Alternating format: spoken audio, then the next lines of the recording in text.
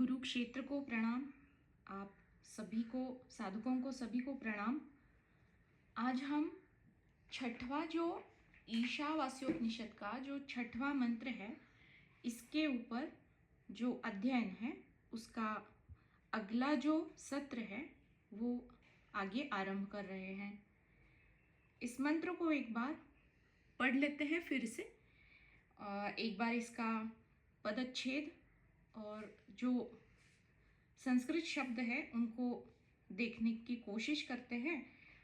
उसकी एक बार पूरी व्याख्या को देखेंगे, उसके अर्थ को देखेंगे और फिर गहरे चिंतन में एक एक शब्दों के गहराई में उतरने की कोशिश करते हैं। तो जितने गुरु कृपा से हम इस अर्थ की गहराई तक उतर पाए, इसको हम अध्ययन करने की आज कोशिश करते हैं। तो छठवां मंत्र है, यस्तु सर्वाणि भूतानि आत्मनि एव हि अनुपश्यति च सर्वभूतेषु आत्मानं ततः न विजुगुप्सते। यानी कि तू यानी परंतु, इसके बारे में हमने देखा है कि ये जो परंतु शब्द है ये पिछले पांचवें मंत्र को छठवें मंत्र से जोड़ता है।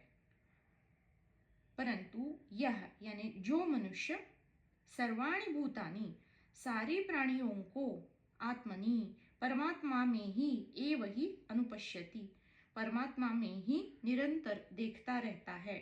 च यानी और सर्वभूतेषु आत्मानम सारी प्राणी मात्रा सारे भूत मात्राओं को परमात्मा में ही देखता है और परमात्मा को सारी भूत मात्राओं में देखता है। दोनों ही दृष्टिकोणों से जो इसके उसके पीछे के तत्व को ही देखता है। ततः ऐसा देखने के उपरांत उसके पश्चात वह कभी भी न विजुगुप्ससे, वो कभी भी किसी भी भूत मात्रा से घृणा नहीं कर सकता। तो इसको अगर सरल तरीके से समझा जाए तो जो मनुष्य प्राणी मात्राओं को सर्वाधार परब्रह्म पुरुषोत्तम परमात्मा में देखता है और सर्वांतर्यामी परम प्रभु परमात्मा को यानी अस्तित्व के तत्व को ही सारी प्राणी मात्राओं में देखता है, वह कैसे किससे घृणा या द्वेष कर सकता है। वह तो सदा सर्वत्र अपने परम प्रभु के ही दर्शन करता है, तत्व को ही देखता है और मन ही मन सबको प्रणाम करता रहता है। इस तत्व की श्रेष्ठता को जानता समझता और नतमस्तक होता रहता है तथा सबकी सब प्रकार से सेवा करना। अब ये तत्व ही अगर सारी प्राणी मात्राओं में सारी भूत मात्राओं में विद्यमान है तो इन सारे भूत मात्राओं में इस तत्व को देखते हुए, इस सर्वश्रेष्ठ ईशन को देखते हुए वो सब में एक समर्पण भाव, सबके प्रति सेवा भाव को उजागर करता है और किसी को भी दुख ना पहुंचे, हानि ना हो और सब में समभाव रखने की कोशिश करता रहता। कोशिश क्या, वो समभाव में ही स्थित रहता है। इसी को बताने के लिए ये जो अंतिम जो इस मंत्र का ततो न विजुगुप्सते, इसमें जो बताया जा रहा है, आज हम इसी के ये खंड का जो अंतिम हिस्सा है, जो ये पिछले जो सारे शब्द है यानी कि जो दृष्टिकोण श्रुति माता यहाँ बता रही है कि एक ज्ञानी पुरुष सारी भूत मात्राओं में परम आत्मा परम तत्व या फिर ईशन तत्व को देखता है और दूसरी दृष्टिकोण से जो अस्तित्व रूपी जो तत्व है, परमात्मा है, परम ईश्वर है, उसी में सारे भूत मात्राओं को देखता है। और इसके बारे में जैसा हमने पिछली बार देखा कि एक विश्लेषण की दृष्टि है और दूसरी संश्लेषण की दृष्टि है। एक दृष्टिकोण जो है वो विशेषता की तरफ जाता है, जो अलग अलग जो प्राणी मात्राएं हैं उनको इसी परब्रह्म का एक अलग हिस्सा या अलग खंड जो देखने की कोशिश है, उसी में ये पूरे तत्व को देखते हुए उसी में अधिक संशोधन, अधिक गहराई के तल पे उतरना और इस एक ही छोटे हिस्से या छोटे खंड या छोटे जीव या मिनिमम जो है छोटे में ही सारे ब्रह्मांड को देखते हुए फिर अब सारी भूत मात्राओं में वही तो है विद्यमान, तो इन सारी भूत मात्राओं को संश्लेषण यानी जोड़ना किससे, जो एक ही तत्व है उससे जोड़ना। तो इस प्रकार से इसको हम व्यावहारिकता की दृष्टि में जब हम समझते हैं तो ये एक ज्ञानी पुरुष की, जो संत सज्जन जो महात्माएं हैं उनकी जो एक ज्ञानी दृष्टि है वो किस प्रकार की है, और हम अगर साधक हैं, हम सामान्य जन हैं, हम अज्ञान से घिरे हैं, तो इस ज्ञानी दृष्टि तक कैसे पहुंचा जा सकता है। इसके लिए जैसे एक सीढ़ी है जिसको हमें चढ़ना है, तो इसको हमें इस प्रकार से समझना है, जिसको हमने पिछले सत्र में बहुत ही विस्तार से देखा है। और आज ततो न विजुगुप्सते, अब ये जो बताया जा रहा है इससे ये ततो न विजुगुप्सते का कोई संबंध नहीं है। लेकिन क्या कभी श्रुति माँ ऐसे कोई बिना संबंध के इसको जोड़ेगी? ये तो कभी नहीं हो सकता। लेकिन अब यहाँ पे बिल्कुल नकारात्मक दृष्टिकोण से बात आ रही है, ततो न विजुगुप्सते। विजुगुप्सते यानी सारी नकारात्मक भावनाएं जो तमस से जुड़ी हुई होती है वो ततो न, वो ज्ञानी पुरुष में नहीं है, ये बताने की क्या आवश्यकता आ गई होगी श्रुति माँ को। तो पहले ये क्या है ततो न विजुगुप्सते, इसके ऊपर थोड़ा फिर से एक बार विचार करते हैं, विस्तार से थोड़ा देखते हैं और फिर देखेंगे कि यहाँ पे इसकी क्या आवश्यकता पड़ गई कि ये ततो न विजुगुप्सते, क्या ये ज्ञानी जनों को बताने की आवश्यकता है वेदों को श्रुतियों को? बिल्कुल नहीं, ये तो साधकों के लिए है ना। तो देखते हैं क्या हमारे लिए यहाँ पे परोसा जा रहा है छठवें मंत्र में। तो वो यह जो ज्ञानी है वो ततो न विजुगुप्सते यानी वो कभी भी किसी का भी तिरस्कार, घृणा या द्वेष या मत्सर नहीं करता। क्यों नहीं करता? क्योंकि वो जान जाता है ना, जो भेद से दिखने वाले जो सारे जीव है, जैसा पिछले सत्र में हमने देखा कि उन सारे जीवों में वो तत्व को ही देख रहा है और तत्व तो एक ही है। तो ये जो दिखाई देने वाले जो आकार रंग रूप है इनमें एकता को देख रहा है, तो भेद मिट गया अपना और पराये का, या फिर जो भी वस्तु घटनाएं या दृश्य जो दिखाई दे रहे हैं ये सारे मेरे ही मिथ्या रूप है जो अनुभूति में आ रहे हैं, जिसका अनुभव लेना एक अज्ञान को हटाने के लिए एक अज्ञानी जीव जो बना हुआ है उसको ये अनुभूति में आने की आवश्यकता थी। इसलिए ये सारे मिथ्या रूप मेरे ही सामने, मेरे ही मिथ्या जीवन में सामने प्रकट है, लेकिन वास्तव में उनकी कोई सत्यता या वो केवल प्रतीति मात्र है। तो ज्ञानी की अज्ञानी दृष्टि अब नष्ट हो गई। क्यों नष्ट हो गई? क्योंकि वो जान रहा है जो भी सारे अनुभव है वो प्रारब्धवश उनकी अनुभूति लेना आवश्यक था, इसलिए हर जीव, व्यक्ति, प्राणी, घटनाएं जो भी है आवश्यक उसी श्रृंखला में सामने आ रहे हैं, सुख दुख जो भी है। अब उसने समझ लिया है कि जैसे फिल्म में दिखने वाले जो भी चलत चित्र है उस चलत चित्र में हम जान रहे होते कि सब कुछ मिथ्या है, लेकिन जैसे हमें प्रतीति होती है कि कोई सजीव भी है और तो सजीव की तरह उसकी वो भासित हो रहा होता है। कोई पत्थर है या फिर कोई पर्वत है तो उसका जो जड़त्व है वो भी हमें भासित हो रहा होता है। लेकिन क्या वास्तव में वहाँ पे वो जो निर्जीव पत्थर है या फिर जो सजीव जो हिलडुल रहा है, जो कोई जो किरदार है, क्या उनमें कोई वास्तविकता है? कुछ भी वास्तविकता नहीं है। और ये जो फिल्म को देखने वाला जो दृष्टा है वो ये सब जान रहा होता है। तो ये जानता है कि जो भी दिखाई मतलब जो पत्थर है, अगर उस पत्थर से किसी का माथा टकरा गया और उसको आहत वो दुख से रो रहा है तो वो रोना भी तो मिथ्या है, प्रतीति है, वो पत्थर भी मिथ्या है, और वो जो दुख की अनुभूति उसको हो रही है वो सब कुछ मिथ्या है। ये एक अज्ञानी जीव जान जाता है तो बचा क्या? केवल अनुभूति बच गई। उसके पीछे की मिथ्या या भ्रम को इस ज्ञानी जो है, संत है या फिर कोई भी ज्ञानी जो ज्ञान अवस्था में स्थित हो गया, उसने ये जान लिया है, वो उसी अवस्था में सारी अनुभूतियों को जी रहा है।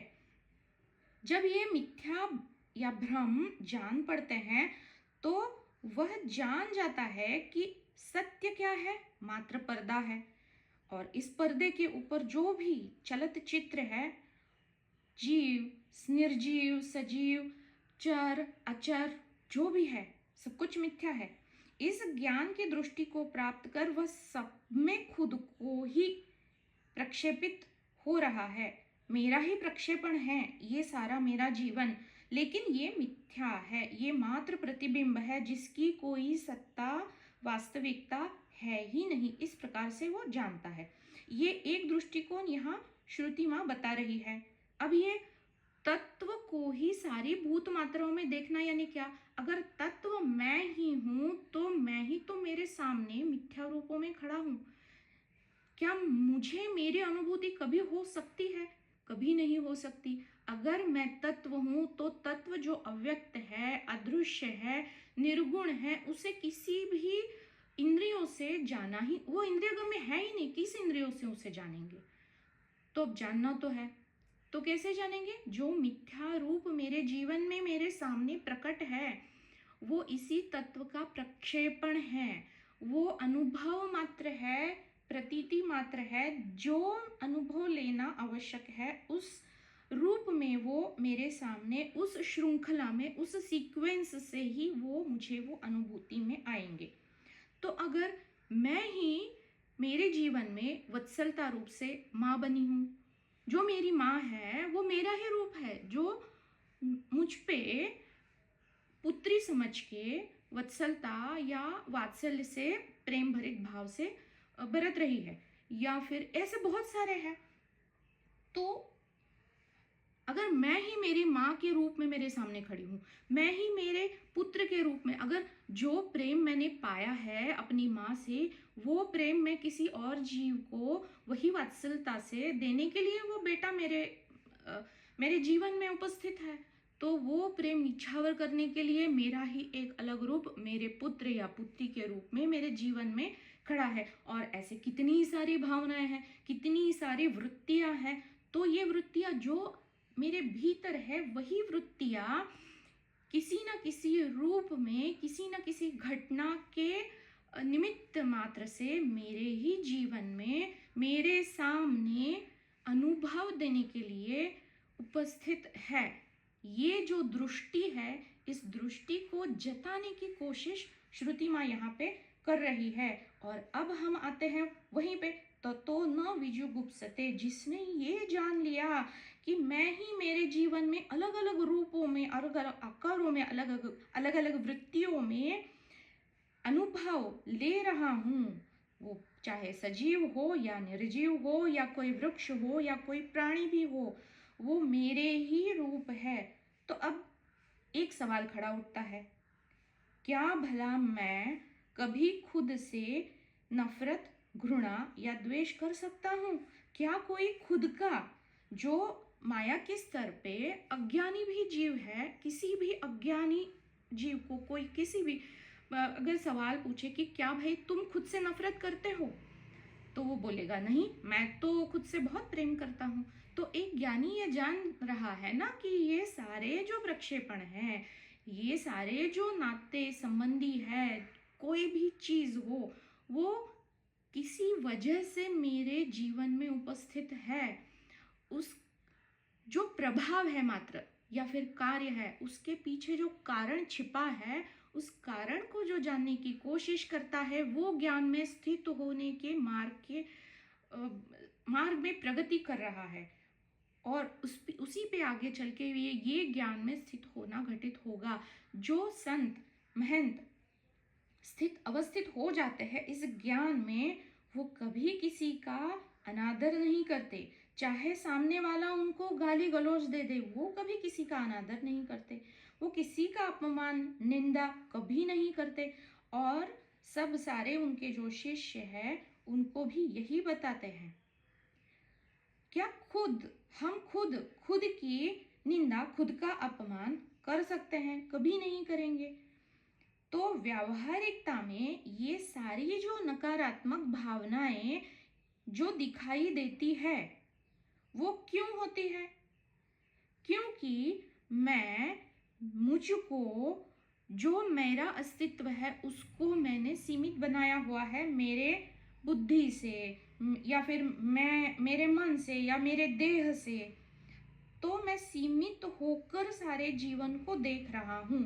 अगर ये सीमितता को मैं बड़ा कर दूं, मेरे स्वार्थी बुद्धि को मैं विस्तारित कर दूं, या फिर ये जो भेद मुझे दिखाई दे रहा है उस भेद का जो जो भी आकार या रंग रूप के कारण दिख रहा है, उसमें वो रंग रूप या आकार न देखते हुए उसके पीछे जो सर्वव्यापी आकाश है, या जो सर्वव्यापी जो तत्व है, जल तत्व, जो अंदर भी है बाहर भी है।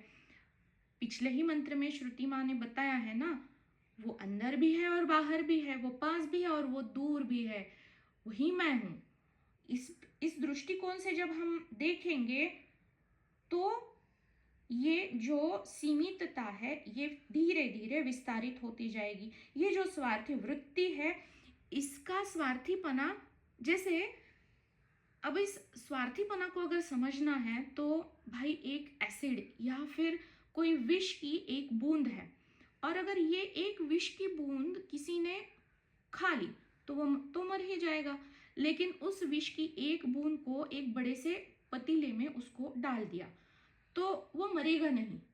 अब ये बड़ा वाला जो पतीला है पानी से भरा हुआ, उसमें से वो उसमें मिला दी और एक बूंद खा लिया, तो पी ली वो पानी की बूंद, तो वो पेट में कुछ गड़बड़ होगी, वो जो भी है औषधि लेके वो स्वस्थ हो जाएगा। अब वही बूंद अगर हमने सागर में मिला दी तो क्या ही फर्क पड़ता है, वो जो विष है वो सर्वव्यापी हो गई। तो इसी प्रकार से जो भी विकार है, विकारों को विष ही कहा गया है, विष के तरह ही है ये विकार। लेकिन ये विकार क्यों है? हमारे सीमित बुद्धि, सीमित मन या देह जो बुद्धि है उसके कारण ये विकारी, विषारी या जो विषय है वो उनमें अशुद्धि आ रही है। ये अगर हम ये सागर रूपी जो अस्तित्व है, सर्वव्यापी जो आकाश तत्व जिसने सारे ब्रह्मांड को व्यापा हुआ है, व्यापित किया, घेरा हुआ है, अगर हम उस दृष्टिकोण से हमारे ही इस स्वार्थ को या विकारों को अगर हम इतना बड़ा कर दे तो उसमें विकार होकर भी कोई विकार बचेगा ही नहीं, शेष ही नहीं रहेगा। अब यहाँ पे बताया जा रहा है ततो न विजुगुप्सते। तो ये जो विजुगुप्सा मतलब ये जो मत्सर, द्वेष या घृणा या तिरस्कार, ये जो नकारात्मक भावनाएं हैं, ये किसके कारण होती है? कोई हमसे श्रेष्ठ है या कोई बहुत अच्छा कर रहा है तो लगता है ना हमें कि भाई ये तो कितना बढ़िया है ना, कितना अच्छा कर रहा है, और ये तो मुझ में कुछ है नहीं। तो हमें वहाँ पे कोई स्पर्धा भाव है या फिर कोई मत्सर उठ रहा है, ऐसी कोई वृत्ति है जो एक नकारात्मकता है। अब ये जो ज्ञानी जन है ना, ये जो सामने वाला है उसमें भी खुद को ही देख रहे हैं, अरे ये तो मेरा ही रूप है। लेकिन कितना, जैसे फूल होते हैं ना, तो गुलाब का फूल तो सुंदर है ही, लेकिन जितना वो फूल सुंदर है उतना ही चमेली का भी है, वो कितना सुगंध कितनी बढ़िया होती है, तो ये भी तो मेरा ही रूप है। इस भावना से जब हम देखते हैं तो ये भेद कहाँ बचेगा? भेद है ही नहीं, मात्र रंग रूप आकार का है, वरना है तो एक ही ना। तो ये अलग अलग दृष्टिकोण है। ये जो भेद ज्ञानी अवस्था में जो स्थित हो गए हैं उनके लिए ये भेद मिट ही गए। अब देखिए, अब वो किससे तुलना करेंगे? अगर वो सामने वाला मेरा ही प्रक्षेपण है, मेरा ही प्रतिबिंब है, मेरा ही एक रूप है, मेरा ही हिस्सा है, मैं ही मेरे जीवन में मेरे ही सामने उपस्थित हूँ दूसरे रूप में मात्र। तो क्या वो तुलना कभी हो सकती है? एक की तुलना दूसरे से हो सकती है, लेकिन वो दूसरा अगर मैं ही हूँ, ये दृष्टिकोण अगर स्थापित हो गया, वो दृष्टिकोण इतना दृढ़ हो गया कि वो जिया जा रहा है, तो ये संत जन, ज्ञानी जन क्या कभी किसी की तुलना कर सकते हैं? कभी नहीं। इसीलिए उनकी जो दृष्टि होती है, उनकी ज्ञानी दृष्टि में ये कम अधिकपना या उच्च नीचता या भिन्न कोई वस्तुओं को या व्यक्तियों को भिन्न रूप से देखना उनमें बचता ही नहीं है। अब एक सामान्य व्यक्ति है या फिर जैसे हम सारे साधक हैं, तो उनकी दृष्टि जो है उसमें स्थित होने के लिए क्या क्या करना है, क्या क्या सावधानियां बरतनी है। तो ये जो भेद की दृष्टि है, इस भेद की दृष्टि को जिसने लांग लिया, जो सारे भूतों में खुद के ही मिथ्या रूपों को देख रहा है, श्रुति माँ बता रही है कि उसके लिए ततो न विजुगुप्सते, ये उसका जीवन बन जाता है। अब अगर किसी से कोई द्वेष नहीं, घृणा नहीं, मत्सर नहीं, तिरस्कार नहीं, तो बच क्या जाएगा? जो मेरा स्वरूप है वही बच जाएगा। अब मेरा स्वरूप क्या है? मैं प्रेम स्वरूप हूं। अगर एक ही है जो सारे भिन्न रूपों रंगों में बरत रहा है, तो बचा क्या? केवल प्रेम की भावना शेष बच जाएगी। क्योंकि द्वेष या तुलना या मत्सर या घृणा करने के लिए दूसरा कोई शेष तो होना चाहिए। अगर वो दूसरे में खुद को ही देख रहे हैं, तो बचेगा मात्र प्रेम ही बचेगा। जो हम कहते हैं ना कि प्रेम की गली अति सांकुरी, जामे दो ना समाये, उसके पीछे कितना विचार, कितने गहरे ठूस ठूस के भरे हुए हैं, कितना ज्ञान भरा हुआ है। तो ये तो ना, ये जो अंतिम है, जो इसका हिस्सा ही नहीं है, तो इतना मुझे विचार करने पे इतना प्रेरणा दी है ना ये शब्दों ने। ततो न विजुगुप्सते, ज्ञानी पुरुष क्या किसी की तिरस्कार, घृणा या नकारात्मक कोई भी भावना क्या उसमें उठ सकती है? वो कभी करेगा ही नहीं, उसके लिए कोई दूसरा बचा ही नहीं है। अब लेकिन जो उसकी अनुभूति में आ रहा है, जो जिस जिस ब्लिस को वो अनुभव कर रहा है, ये बताने की भी तो आवश्यकता है। क्योंकि अगर वो बताएगा ही नहीं, मौन हो जाएगा, तो बस वो उसका तो कल्याण हो गया। लेकिन जो दिखाई दे रहे हैं, जो मिथ्या रूप दिखाई दे रहे हैं, बस उन्हीं के लिए वो कृपावश, करुणावश, वो जो अनुभवजन्य है उसको शब्दों में बांधने की कोशिश करते हैं।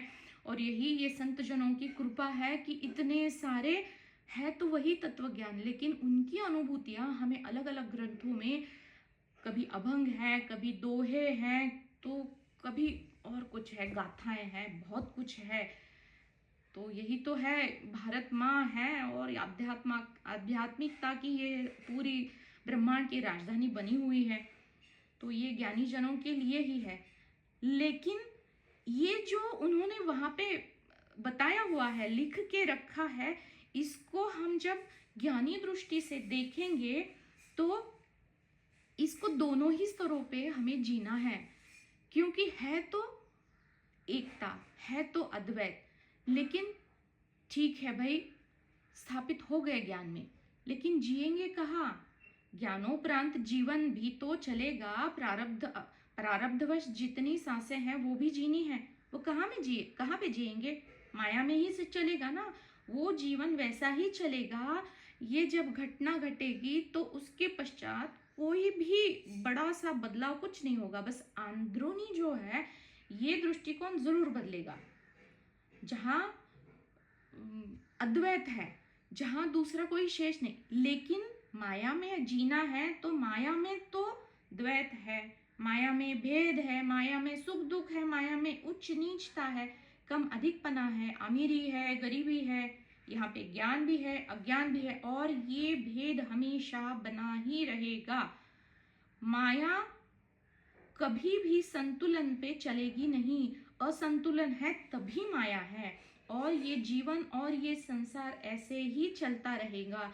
इसलिए फिर होश संभाला है कोई बात नहीं, लेकिन ये जो बेहोशी में जो जीवन चल रहा है उसमें भी होश रखते हुए ये बेहोश जो चल रहा है सारा व्यवहार, तो उसमें भी हमें ऐसे ही बरतना है जैसे हम बेहोश हैं, और ये भी नाटक करना ही होगा। तो ज्ञानी यदि ज्ञान में स्थित हुआ तो भी उसको ये जताना ही होगा कि भाई मैं भी आपके जैसा ही हूँ। ये संसार जैसे जिसकी जो समझ है उसी समझ से उसको जो अभेद की दृष्टि है वहां तक लाया जाएगा। तो वो जिस भी प्रकार समझता है, संतजन क्या करते हैं देखते हैं, या फिर गुरुजन क्या करते हैं कि ये जो मेरा प्रिय शिष्य है उसने कहाँ तक समझा है, तो उसने जहां तक समझा है ना वहां वहीं से वो शुरुआत करते हैं। यही तो एक रहस्य है ना कि गुरु और शिष्य के जो संवाद चलते हैं वो प्रश्न और उत्तर इस माध्यम से चलते हैं। हम कोई भी ग्रंथ देख ले तो ये उपनिषद भी इसी प्रकार से आगे बढ़ते हैं कि शिष्य प्रश्न करेगा और गुरु उसके ऊपर अपने दृष्टिकोण सामने रखेगा। जैसे किसी ने पूछा था है पूर्व पक्ष है तो उत्तर पक्ष क्या होगा, तो उसका वो जो समझ है उसको खंडन करके फिर असली सत्य क्या है वो वहां पे बताया जाएगा, ताकि वो शिष्य कहाँ तक पहुंचा है, उसकी समझ कहाँ तक है, ये कैसे पता चलेगा, ये प्रश्नों से ही पता चलेगा। और तभी ये संत जन उसको अभेद या अद्वैत या जो एकता है वहां पे स्थित कर पाएंगे उस पर्टिकुलर जो व्यक्ति है वो शिष्य है। इसलिए ये प्रश्नों का पूछना भी बहुत महत्वपूर्ण है। लेकिन जहां इस भेद के साथ मैं जुड़ जाता है तो यहाँ पे माया फिर से अपना जो आवरण है धीरे धीरे फैलाती है। इसलिए हमेशा हमें एक सावधानी बरतनी होती है। ज्ञान होने के उपरांत भी ज्ञान में स्थित हुए रहना यानी जो निधिध्यासन है उसकी बहुत आवश्यकता है, क्योंकि जहाँ भेद है वहाँ संसार में ये सारा चलेगा। ये सारी जो नकारात्मकता है वही आधार है माया का, अद्वैत का, संसार का।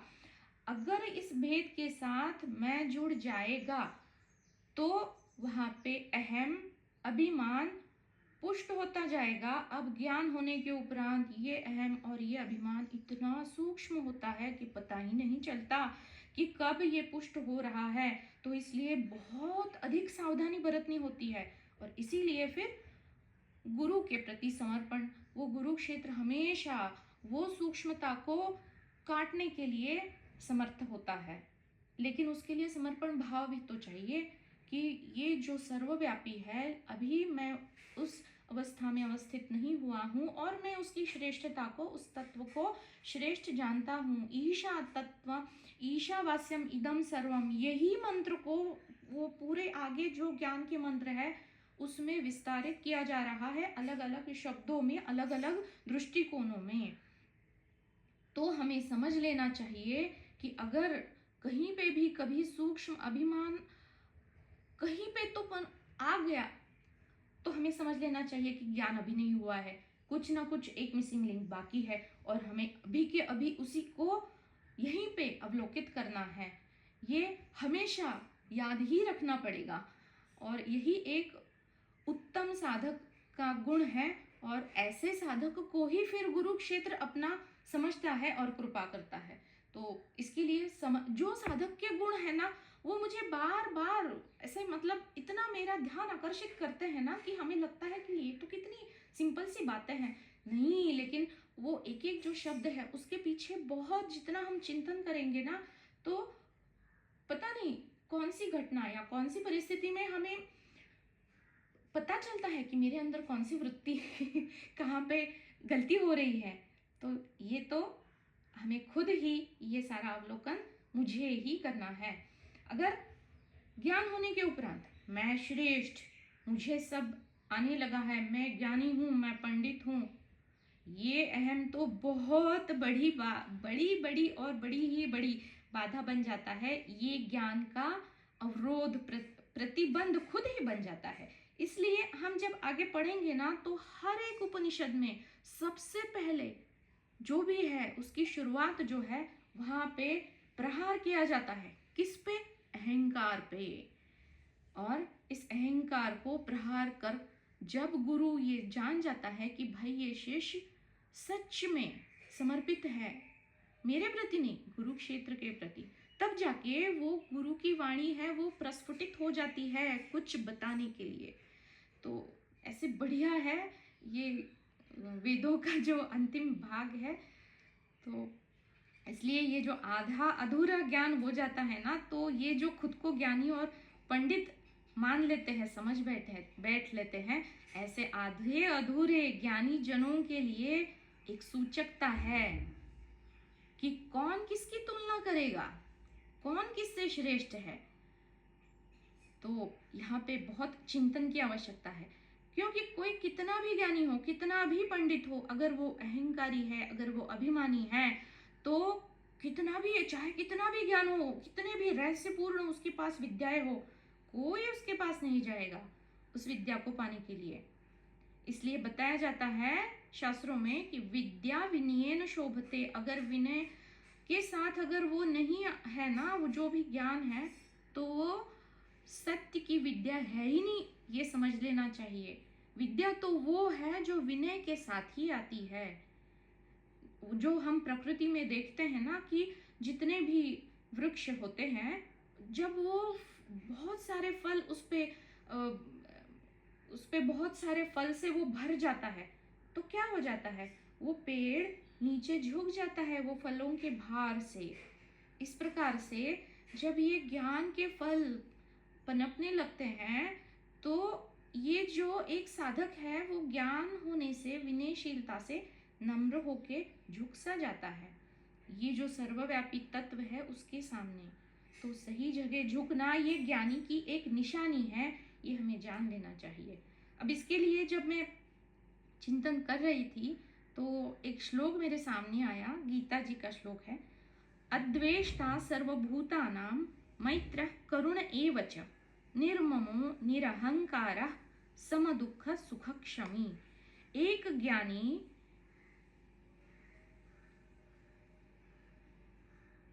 आज राजीव जी ने भेजा है, आज का सत्संग कल भेजे गए चित्र और प्रश्न का उत्तर है। हाँ जी, और इसी का एक आज के इसके लिए एक दूसरा चित्र दूसरे परिप्रेक्ष्य से आप देख लीजिएगा। तो इसके ऊपर भी जब चिंतन होगा तो जो अभी बताया है वो आप उसको विजुअलाइज भी कर पाएंगे। इसी प्रकार से आज का भी चित्र बनाएंगे। तो ये जो श्लोक है गीता जी का, अद्वेष्टा सर्वभूतानां मैत्रः करुण एव च निर्ममो निरहंकारः समदुःख सुखक्षमी। एक ज्ञानी कभी किसी भूत मात्र का द्वेष नहीं करता। देखिए गीता जी में भी यही बताया जा रहा है, ततो न विजुगुप्सते, कभी किसी का द्वेष, घृणा, मत्सर, स्पर्धा कभी किसी का नहीं करता। कौन? एक ज्ञानी। क्यों नहीं करता? क्योंकि जो भी वो करेगा यानी कर्म करेगा। कोई भी प्रतिक्रिया अगर उठ गई, किसी ने गाली गलौज कर दी और मैंने भी उसको गाली गलौज कर दी कि ये कैसे मुझे ऐसे बोल सकता है, और तो कर दी, तो क्या है, प्रतिक्रिया उठ गई, तो कुछ ना कुछ कर्म घटित हुआ। कर्म हुआ तो फिर उसका कारण बनेगा ही बनेगा। आगे जो भविष्य में ये क्रिया कारण बन के माया का रास्ता लंबा होता जाएगा। तो जिसको फिर माया का जो यात्रा है माया की, वो बहुत आराम से जाएंगे भाई, धीरे धीरे जाएंगे। दिल्ली जाना है तो स्ट्रेट क्यों जाना है, थोड़ा जाएंगे नागपुर, वहाँ पे रुकेंगे, देखेंगे संतरी वंतरी, वो सीजन है, फिर आगे जाएंगे भोपाल में देखेंगे क्या है। जिसको इस प्रकार से जाना है वो प्रतिक्रिया जरूर करेगा। लेकिन एक ज्ञानी कभी प्रतिक्रिया, देखिए एक ज्ञानी की प्रतिक्रिया बहुत संतुलित होती है। तो ये जो संतुलन है ये हमें इन ज्ञानी लोगों से सीखना चाहिए, क्योंकि वो अगर मुंह से कुछ बोल भी देना तो उनके अंदर कुछ नहीं है, कोई द्वेष नहीं, कोई मत्सर नहीं है। एक ज्ञानी माया में कोई कर्म का नया खाता नहीं खुलेगा, क्योंकि उसको पता है ना, अगर मैं कर्म अगर करूंगा तो उसका प्रभाव आएगा। वो प्रभाव को चाहता ही नहीं है, तो कर्म क्यों करेगा। और जो भी उसकी क्रियाकलाप हो रही है वो ज्ञानी दृष्टिकोण से हो रही है। जो कुछ आ रहा है वो बस स्वीकार भाव में है। जो मेरा ही किया धरा है सामने आ रहा है, और वो सब कुछ उसको जो प्रारब्ध ने दिया है उसको स्वीकृत भाव में झेलते हुए या फिर भोगते हुए पुराना जो भी है उसको मिटाना है। इस दृष्टिकोण से स्वीकार भाव में जीता है। इसलिए ये ज्ञानी सबसे मैत्रीपूर्ण भाव से रहता है। और अब यहाँ पे मैत्र करुण एवच, यानी करुणा करना, दया करना। किसी को बहुत कुछ है तो उसको बहुत जल्दी दया आ जाती है, उसका वह धर्म बन जाता है, वह बहुत जल्दी क्षमा करता है। देखिए हम कितनी साल तक याद रखते हैं कि भाई इसने मेरा कुछ तो अपमान किया था, नहीं, ज्ञानी लोग उसको बहुत जल्दी भूल जाते हैं, उसको क्षमा कर देते हैं। ये जो क्षमाशीलता है ना, अगर किसी ने मैंने किसी की मदद की है और वो उसको ध्यान में ही नहीं रख रहा है कि मैंने कभी उसकी मदद की है, तो उसको भी भूल जाओ, उसको क्षमा कर दो। क्यों? वो तो भूल गया है, लेकिन आपके स्मृति में वो पटल में एक परत बन के कुछ छपा हुआ है, उसको भूल जाने से ही वो निशेष हो जाएगा। इसलिए ये जो क्षमा मांगना और दूसरों को क्षमा करना, ये एक ज्ञानी का धर्म, आचरण, स्वभाव बन जाता है। क्यों? क्योंकि वो जान रहा होता है इससे सारी गांठें खुल जाती है।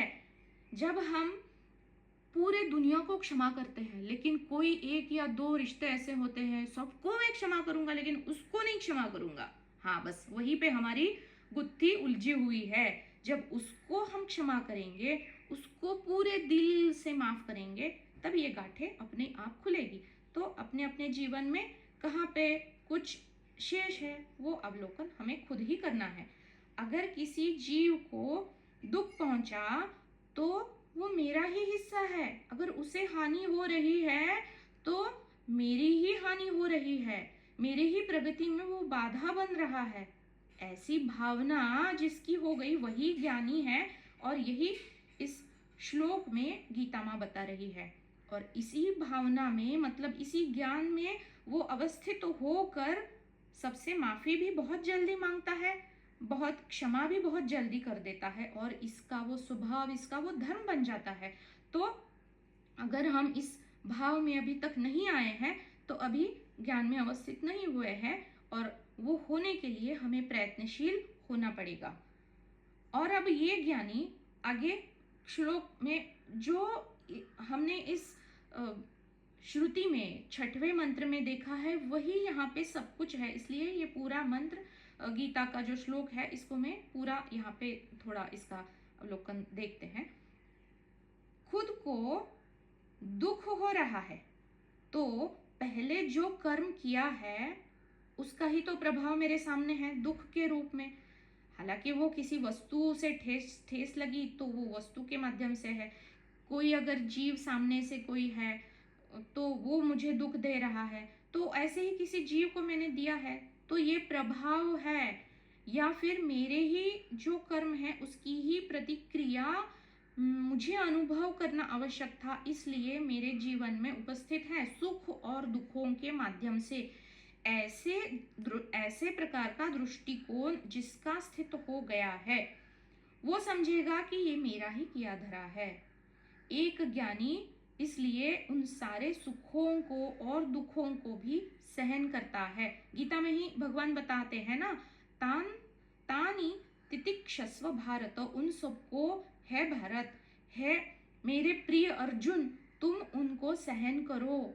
अगर ये भगवान की वाणी हमें बता रही है कि ये सहन करने में ही हमारा श्रेयस यानी हमारा कल्याण निहित है, तो बनता है जो भी है दुख उसको झेलने में, उसको सहन करने में क्या बुराई है। अब ये ज्ञानी समदृष्टि से सबकी ओर देखते हैं। अब ये समदृष्टि समझना है तो हमें माया में ही जाना पड़ेगा। माया में सुख है और दुख है, इसलिए वो सुख में भी और दुख में भी समदृष्टि देखते हैं। अब माया में भेद भी है, भेद के कारण मेरा है पराया है, लेकिन उनके अगर भेद ही मिट गए हैं तो उनके लिए अपना पराया कुछ बाकी ही नहीं रहा, तो सब में वो समदृष्टि से देखते हैं। और उनकी ये जो निर्ममो निरहंकारः अद्वेष्टा सर्वभूतानां मैत्रः करुण एव च निर्ममो निरहंकारः सम दुख सुख क्षमी। क्षमा करना, ये क्षमी को देख लिया, सम दुख और सुख को देख लिया, मैत्र और करुणा भाव को देख लिया, और ये अद्वेष्टा सर्वभूतानां, ये अब निर्ममो निरहंकारः पे आते हैं। अब ये अहंकार जो है, ये जो मेरा और पराया है, ये जो दृष्टि है या फिर ये जो वृत्ति है, ये क्यों है? ये सीमित बुद्धि से है, स्वार्थी बुद्धि से है। ये स्वार्थ किससे जुड़ा हुआ होता है? देह से जुड़ा हुआ होता है। यानी जो भी अहंकार अभिमान है वो देह के कारण है। अब जिसने खुद को देह नेति नेति से देख लिया और मैं देह नहीं हूं, वो देह बुद्धि से जो ऊपर उठ जाता है, तो उनके लिए ना ये अहंकार बचेगा, ना ये देह से जुड़े जो भी रिश्ते नाते हैं वो होंगे, लेकिन होते हुए भी ना होने के बराबर है। या फिर जो भी उसकी उपाधियां है, उसका नाम, पैसा, इज्जत है, वो भोगेगा, उपभोग भी लेगा, लेकिन होते हुए भी वो खुद को एक सेवक या फिर उस, जैसे राजा जनक जी ज्ञान होने के उपरांत भी क्या उन्होंने युद्ध नहीं किया? किया ना, उन्होंने राजा के सारे धर्म निभाए। उसी प्रकार हम संसार में जो भी भूमिका निभा रहे हैं, उसको मात्र मैं तो उस कुर्सी में बैठा हुआ कोई साधक हूँ, वो प्रधान सेवक हूँ उस कुर्सी का, इस भावना से जब हम बरतते हैं तो वो देह बुद्धि से ऊपर उठना हो गया। और ये अहंकार, ये उपाधियां, ये नाम, इज्जत, ये तो देह से होती है। अगर देह ना रही तो क्या उस जो मरा हुआ शव है, क्या उस शव को कोई अहंकार है? क्या उसके कोई रिश्ते नाते हैं? कोई नहीं, उसको डेड बॉडी कहते हैं मरने के बाद। इसलिए देह बुद्धि से ऊपर उठ जाना बहुत बड़ी बात है। जो खुद को देह न मानता हो वो इन सब से, अहंकार, उपाधियां, रिश्ते नाते, नाम, पैसा, इज्जत, इन सब में मोह क्यों करेगा? क्योंकि वो जान रहा है ना ये सारे देह से जुड़े हुए हैं, और अगर मैं देह नहीं हूं तो माया का जो भी है वो भी तो मुझसे जुड़ा है ही नहीं, दिखाई दे रहा है।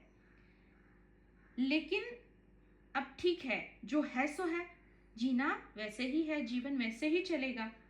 तो ये ज्ञान होने के बाद एक साधक भी किस भावना से जिएगा? निर्मम होके जिएगा। है तो मेरा, दिख रहा है कि मेरा, लेकिन असल में है नहीं। तो यहाँ पे निर्मम भाव एक साधक को कैसे धीरे धीरे अंदर से पनपेगा? देह बुद्धि से ऊपर उठकर। इसलिए जो ज्ञानी है वह निर्मम, उनका जो मेरापना है वो अपने आप विलीन हो जाता है।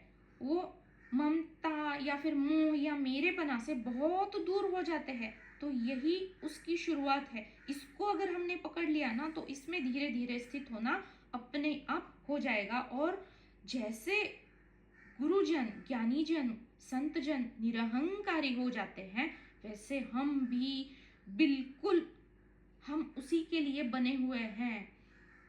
हमारी उपलब्धि इस जीवन की उसी के लिए है और वो जरूर घटित होगा। और उसकी शुरुआत यहीं से है, देह बुद्धि से ऊपर उठना। अब ये जो अहंकार की जो डोर है, वो डोर जैसे डोर है तो वो कहीं ना कहीं तो बंधी होनी चाहिए, नहीं तो फिर हवा में वो कहीं पे भी विचरण कर लेगी। तो ये जो अहंकार की डोर है, ये किस खूंटी से बंधी हुई होती है? देह की खूंटी से। अब ये देह की खूंटी ही हमारी जीते जी हमने देख लिया कि मैं देह ही नहीं हूं, तो वो खूंटी ही हमारे जीते जी उखड़ गई ना, अब ये जो अहंकार की जो डोर है वो किससे बंधेगी? वो तो उड़ गई। ये धीरे धीरे घटित होने वाला है, बस हमें जताते रहना है और देह बुद्धि से ऊपर उठना है। ये माया है, नीचे खींचने की कोशिश रोज करेगी, पर हमें उससे ऊपर उठने के लिए प्रयत्न जरूर करते रहना है। यही निधिध्यासन है और कुछ नहीं है, बाकी सब तो हम जान ही गए हैं। अब ये जो सम दृष्टि है सुख और दुख में, एक बार फिर से श्लोक पढ़ देती हूँ, मुझे अभी मिला नहीं वरना वो डाल देती मैं। अद्वेष्टा सर्वभूतानां मैत्रः करुण एव च निर्ममो निरहंकार सम दुख सुख क्षमी। सुख और दुख, ये दुख यानी क्या? कष्ट है, कष्टों को भोगना है, या फिर सुख की भी अनुभूति, या फिर दुख की कौन लेता है? देह लेता है ना। देह की पुष्टि के लिए हम खाना खाते हैं, देह के रक्षण के लिए हम घर में रहते हैं।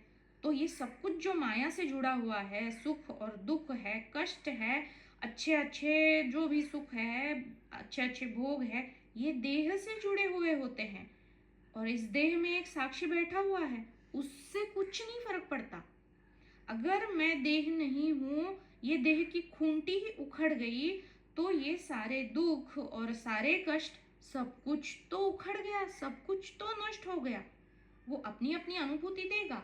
वो जो भी दुख होगा, वो परिस्थिति आएगी, वो वैसी ही रहेगी। जो पहला किया धरा है उसकी प्रतिक्रिया अवश्य होगी, प्रारब्ध अनुसार वो होता जाएगा। लेकिन दृष्टि कैसे बदल गई, होते हुए भी ना होना। तो ये जो सारी बाधाएं, ये जो सारे प्रतिबंध किस कारण बन जाते हैं?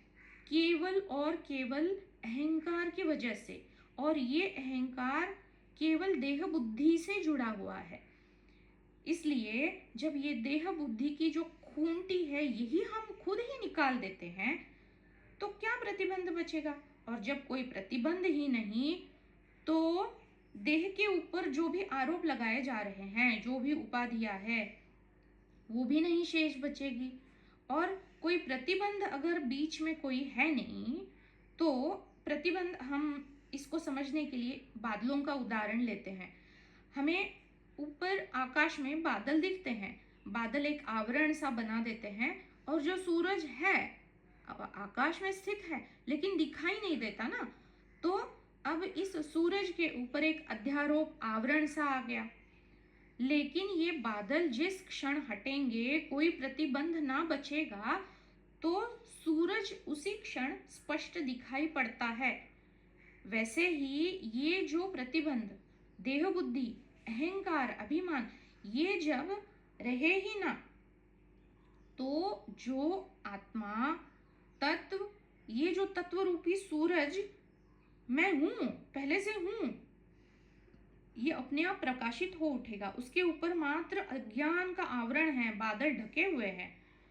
ये बादल, देह बुद्धि की खूंटी जब उखड़ जाएगी, तो शेष ही कुछ बचेगा नहीं। वो धीरे धीरे, जैसे आकाश में बादल हम देखते हैं, तो धीरे धीरे धीरे वो आगे भी चल रहे होते हैं, और हमारे देखते देखते भी वो विलीन हो जाते हैं।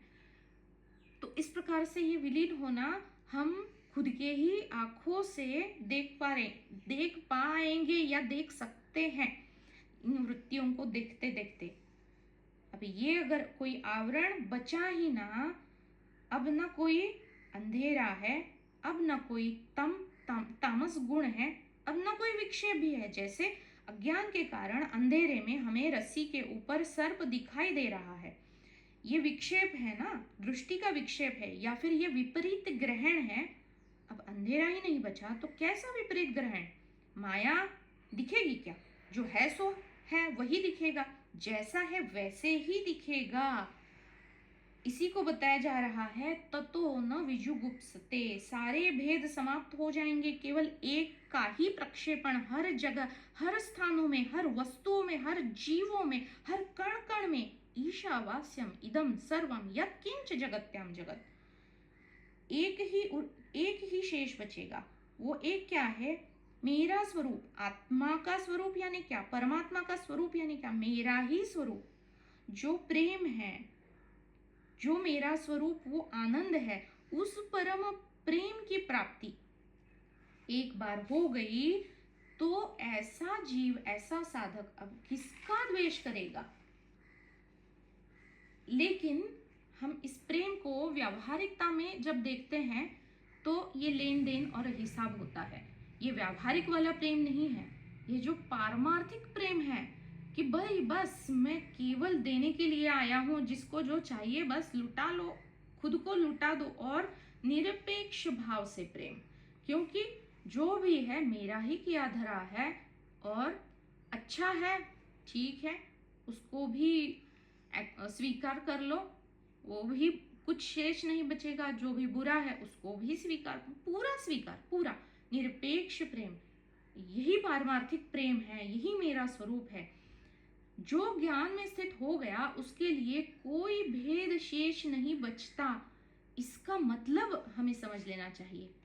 उसके लिए आकार, रंग, रूप क्या दिखाई नहीं देंगे, दिखाई देंगे ना, माया उसके लिए भी वैसे ही है, वो कोई कोई दूसरे ग्रह पे जाके नहीं रहने लगेगा। लेकिन जो दिखाई नहीं दे रहा है, जो अव्यक्त है, जो अदृश्य है, उस तत्व को ये तत्वदर्शिता से देख लेता है। अब वो किसका द्वेष करेगा, किसकी घृणा करेगा, किसका तिरस्कार करेगा, कोई दूसरा हो तो ना वो विजुगुप्सते तो न विजुगुप्सते, वो इसके लिए हो रहा है। तुलना किससे होगी, दूसरे से होगी, अनादर किसका होगा, निंदा किसकी होगी, दूसरे की होगी, दूसरा ही नहीं बचा तो क्या कौन सी नकारात्मक भावना बच जाएगी। ये एक बहुत विचार करने लायक सी चीजें हैं।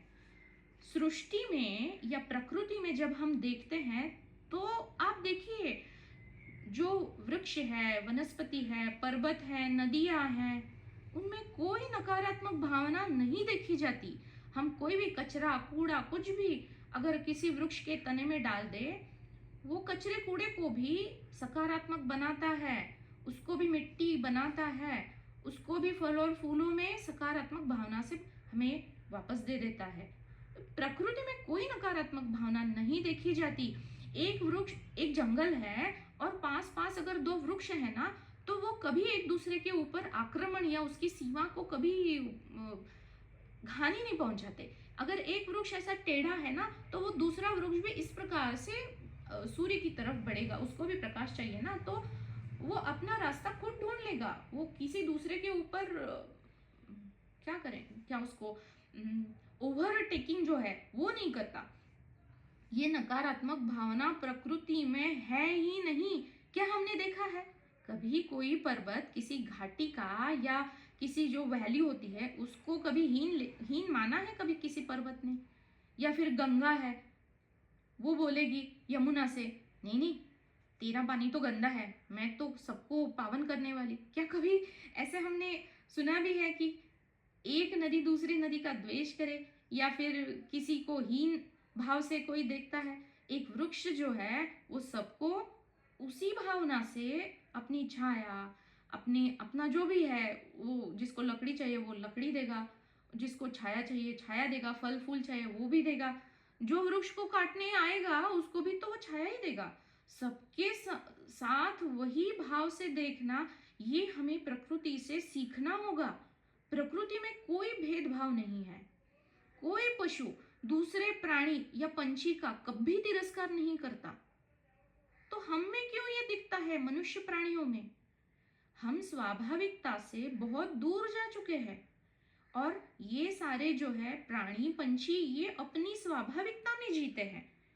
केवल मनुष्य प्राणी जो है उसमें जो अधिक मात्रा में जो मिला है ना, उसको बुद्धि, विचार करने की क्षमता और उसको जो निर्णय करने का जो स्वातंत्र मिला है ना, उसी के कारण ये सब कुछ झमेला है, ये अहम की वजह से है। उसका अहम इतना उन्नत हो गया है कि वो किसी दूसरे के ऊपर शासन करना चाहता है, किसी औरों पर, किसी दूसरे मनुष्य पर। मनुष्य पे संभव नहीं है तो किसी प्राणी के ऊपर, जैसे हम घोड़ा या फिर बैलगाड़ी उसको लगाते हैं ना गाड़ी के सामने और उसमें सवार होके, तो ये एक प्रकार का शासन ही तो हो गया। या फिर प्रकृति के ऊपर। और ये संस्कार यानी शासन करने के ये जो संस्कार है, ये हमें जन्मों जन्मों से, युगों युगों से हमारे साथ चले आ रहे हैं। सत्ययुग में भी तो राजा हरिश्चंद्र बताया जाता है ना, तो वो राजा और प्रजा वहां से चला आ रहा है। हम घर पे भी देखते हैं, घर का मुखिया है, वो बाकी घर वालों के ऊपर अपना रोब जमाना चाहता है, तो अब माता क्या करेगी, अपने बेटों के ऊपर रोब जमाएगी। या फिर कोई राज है तो उस राज्य का मंत्री जो है उस राज्य के ऊपर अपना शासन करेगा, पंत प्रधान अपने राष्ट्र के ऊपर शासन करेगा। तो ये केवल मनुष्य में पाया जाता है। इसको जब हम उल्टी दिशा में लगाएंगे तब जाके ना हम एक साधक ज्ञान दृष्टि से उसको देख पाएंगे। ये शासन कौन किस पे कर रहा है, दूसरा है तभी ये हो रहा है, दूसरा है ही नहीं। तो अगर मुझे ही मेरे ही खुद के ऊपर शासन करना है तो किसके ऊपर करना है, मेरे ही जो वृत्तियां हैं, मेरे ही जो विकार है, उसी के ऊपर अगर ये शासन किया जाए तो एकता के दृष्टिकोण से ये सारे भेद मिट ही जाएंगे। सारी भूतों में जब मैं ही हूं तो भला मैं ही दूसरे मेरे ही स्वरूप के ऊपर कैसे शासन करूंगा। इस ज्ञान से दुनिया ही बदल जाएगी। लेकिन ये दुनिया बदलेगी तो क्या बदलेगी, दृष्टिकोण से बदलेगी। जीवन वैसे ही चलेगा, लेकिन मात्र जो ये भ्रम है ना, इसमें सत्यता जो माया है, ये जो जीवन है उसमें सत्य को देखने का ये जो भ्रम है वो छूट जाएगा। ज्ञान से ये जो मैं की तरफ देखने की दृष्टि है ये बदल जाएगी। कैसे बदलेगी, बुद्धि से मन के ऊपर शासन किया जा सकता है और मन से इंद्रियों पर। अगर हमारी इंद्रियां संयमित प्रतिक्रिया करेंगी तो ये जो भेद है अपने आप धीरे धीरे मिटता जाएगा। इसलिए संयमित वृत्तियां होना बहुत आवश्यक है एक साधक के लिए।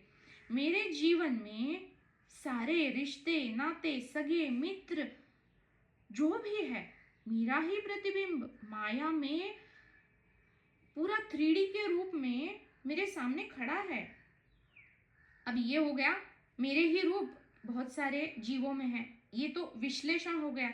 अब संश्लेषण के रूप से अगर देखना है तो ये जितने भी सारे भूत हैं इसको भी इसी मंत्र में कहा गया है, यह तो सर्वाणि भूतानि आत्मनि एव अनुपश्यति। जो सारे भूत मात्राओं को आत्मा में, तत्व में या मुझ में, तत्व यानी मैं ही हूं ना, तो मुझ में ही देखता है। जितने सारे भूत है वो मुझ में ही है। तत्व अस्तित्व एक ही है और उसी में ये सारे भूत मौजूद है। कैसे, मिथ्या रूपों में, क्योंकि जो भी दिखाई देगा उसकी वास्तविक सत्ता है नहीं। अब इसको अगर संश्लेषण के रूप से देखना है तो सागर एक ही है, उसी सागर में अनेक जीव है, या फिर सागर एक ही है और बूंदे अनेक है, वो अनेक बूंदे एक होकर सागर बन रहा है। हमें पता ही नहीं है कि कितनी बूंदे हैं, तो जितना अलग करके देखेंगे उतनी बूंदे दिखेंगी, लेकिन है तो वो सागर ही है। ये एक संश्लेषण की दृष्टि हो गई। है एक ही, दिखाई अनेक दे रहे हैं, उनको जोड़ेंगे जैसे एक ही सूत्र में जोड़ा जा रहा है। और ये तत्व का जो सूत्र है वही मातृश्वा, वहां पे देखा था ना, तो एक श्लोक एक मंत्र दूसरे से जुड़ा हुआ है, जितना हम इसको खोजेंगे वो पहले की तरफ ही लेके जाएगा।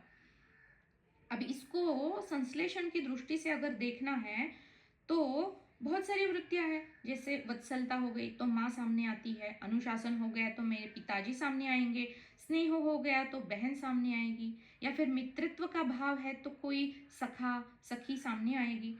तो जीवन में आए हुए ये सारे जब अनुभव या फिर ये सारी वृत्तियां, ये सारे भावनाओं को जब जोड़ा जाएगा तब ना मैं बनूंगा, वरना मैं किसके ऊपर स्नेह करूंगी या करूंगा, या किसके ऊपर मैत्र भाव रखूंगा या रखूंगी, कोई होना चाहिए ना, तब जाके मैं खुद को सही तरह से खोज पा रहा हूँ कि कहाँ अच्छा है और कहाँ बुरा है। कोई ऐसा है कि जिससे मेरा झगड़ा हो गया, तो जो नकारात्मक भावना है वो मेरे अंदर है, वो मुझे कब दिखेगी? तब जाके दिखेगी ना, जब कोई झगड़ा करने वाला सामने से होगा। और इन सबको मिलाकर मैं बनता हूं या बनती हूं, वरना केवल मैं प्रेम स्वरूप हूं, नहीं नहीं नहीं, बिल्कुल नहीं। अगर वो होता तो आपका जन्म होता ही नहीं। तो न विजुगुप्सते, कितना जितना हम गहरा चिंतन करेंगे ना वो कम ही है, बहुत बहुत। ये शब्द यानी क्या ही बताए। इसीलिए बताया जा रहा है, गीता में भगवान बताते हैं, ये जो तुम्हारे सारे धर्म है ना, मुझे ये करना है, वो करना है, मैं ऐसा हूँ, इस धर्म का हूँ, या फिर जो भी है, सर्वधर्मान परित्यज्य माम एकम शरणम व्रज। क्यों क्यों बता रहे हैं? अब इसको मैं जब पहले इसको पढ़ती थी तो मैं एक भक्ति भाव से देखती थी कि ये श्री कृष्ण जी है जो रथ में सवार है, वो बात कर रहे हैं कि तू भक्त होके मेरी शरण में आ। अब ज्ञान दृष्टि से जब दिखता है तो ये जो एक है, ये एक तत्व जो है, जो सब में विद्यमान है और सब कुछ मुझ में ही विद्यमान है, इस एकत्व, इस अभेद दृष्टि के तू शरण जा, शरण ले ले, बाकी सारे धर्म को छोड़।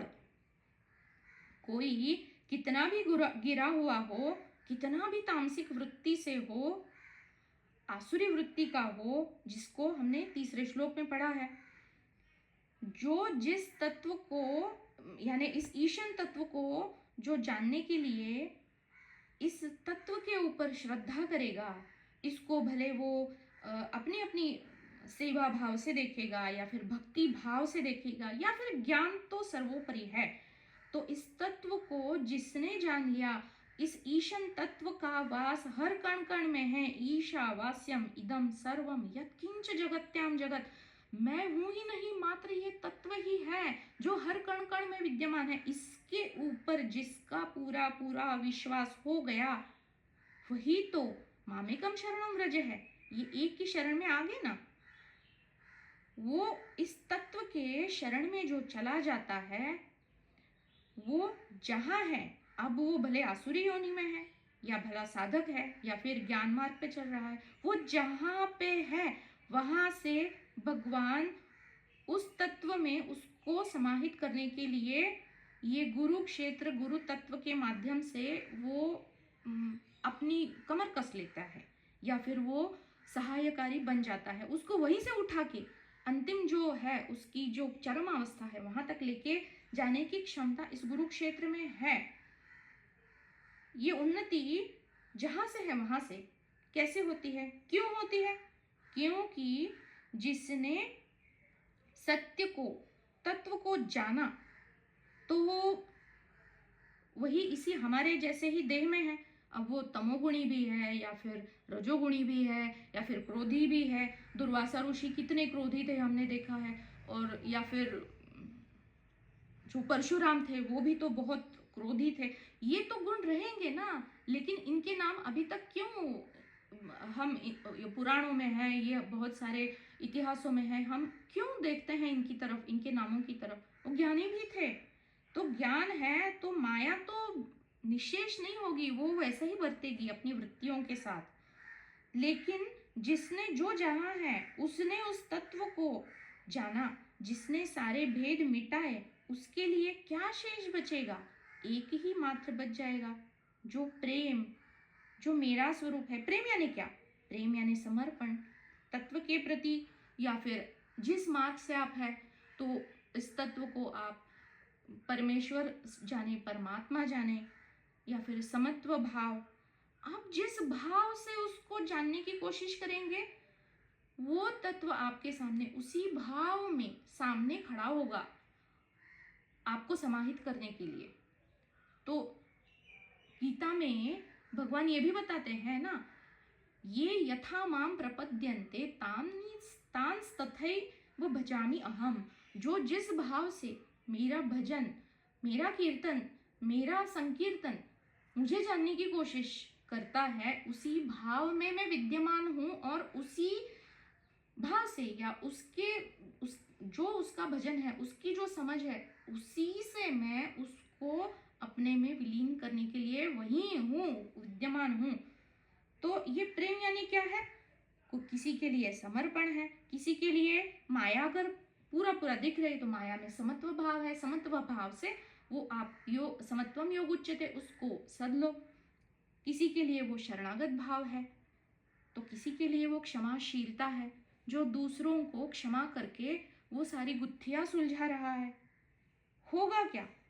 इन सब, कोई भी रास्ता ले लो, इन सब से हम अपना जो हम यानी हम खुद को मैं समझ लेते हैं। मैं, जो मेरा स्वभाव है, जो मेरा स्वरूप है, उसमें स्थित होने के लिए ये कोई भी मार्ग हमें मददगार साबित होगा। इसलिए दया, क्षमा और शांति, ये सारे मेरे ही स्वभाव है। ये तो मैं बोलते ही जा रही हूँ।